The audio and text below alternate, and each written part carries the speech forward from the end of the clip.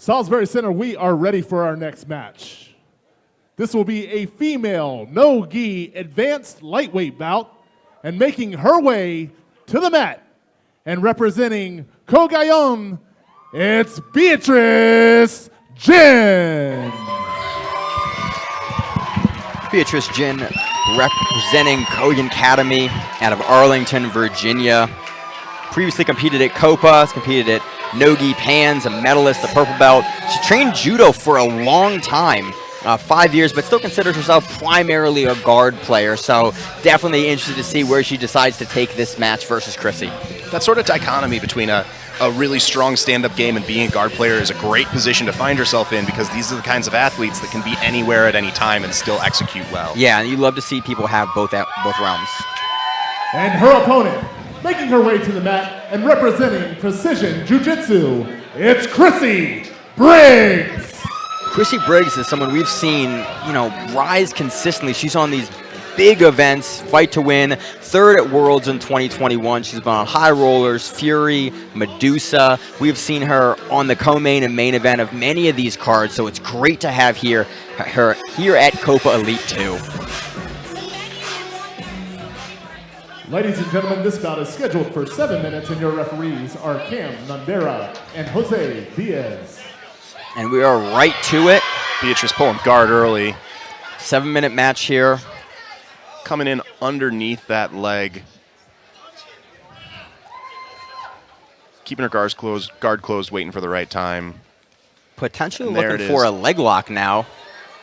It's an entry that we see often into many of the entanglement positions, that underhook and then down into K-guard was something that looks like Beatrice was working for. Chrissy looks for the Darce, and Beatrice again jumps back into the close guard. No points are going to be scored because it was less than 3 seconds of that established position before Beatrice came back into the guard. Smart play there. Yeah, great tactics from both. Again, it's a non-scoring exchange, but we love that there's action going on. Chrissy doing a great job opening up the guard, preventing Beatrice from being able to come under and do that same leg entry we saw to the knee bar earlier. Chrissy's doing a nice job keeping that shin pinned against Beatrice's inside thigh and inside her knee. That's keeping Beatrice's legs spread apart in a way that prevents her from executing a lot of guard techniques and entering into a lot of positions that she might want to. Yeah, interesting. We're seeing Beatrice go very, very far to the side here. Potentially look like she's going to either take the back. Referee's going to stop the action here. Most likely move it to center. It's, again, close to the edge of the mat. We're on that final matted area. Right before you get to the non-matted area, you're in a great position to reset them, give them the ability to work and sweep into any direction. And it's a great reset by the referee. Back to the action, Chrissy climbing up. She wants to stand and pass. She's doing a nice job keeping those feet in, knees in this same style, of standing passing here. Beatrice creeping up into that armbar potentially. Yeah, very high armbar position. Chrissy's in a good spot to defend this, but this could very much go either way. Chrissy with a great lawnmower escape, just yanking the arm out, looking for a footlock to pass. Beatrice immediately pushing into the 50-50. But Chrissy is on, looks like a topside power toe hold. I can't quite tell from our positioning. Maybe an Estima, some variation in between there. Now, what's important about this is that if Chrissy loses this submission attempt, if she lets go of the ankle lock in any way, and Beatrice is able to come to top, she will get points for those sweeps. But until the submission is cleared, Beatrice can't get those points. Yeah, Beatrice also has to get, she's sitting right now, she'll have to get up under her foot. But Chrissy's doing a really good job leveling out for that foot lock.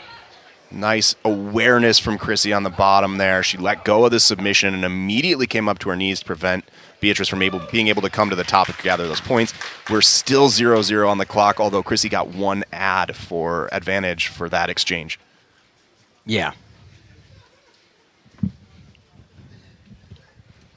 Back to the feet again. I'm curious to see if Beatrice is going to pull guard again like she's done 2 previous times. So we're going to see a little bit of that no-gi judo come into play. I wouldn't be surprised. There it is. Yeah. Yeah, it makes sense that Beatrice pulled guard. Her guard game looks like it's going well, that things are happening the way that she wants. She hasn't scored points off of it yet, but she's been pretty close a couple times here.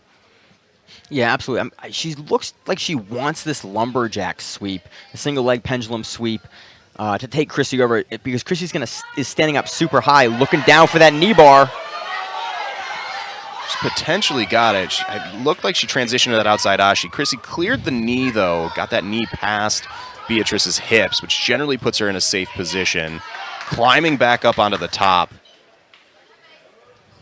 Yep, and Chrissy going in for her own ankle lock. Now again here, Beatrice was on the bottom. Chrissy dropped down for that ankle lock. If Beatrice is able to stabilize this position like she just did, she's going to score those 2 points.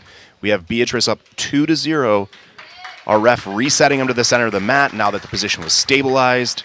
Very, very good reffing there, waiting for the position to stabilize before moving. Yeah. We know what happened. We have points on the board for it.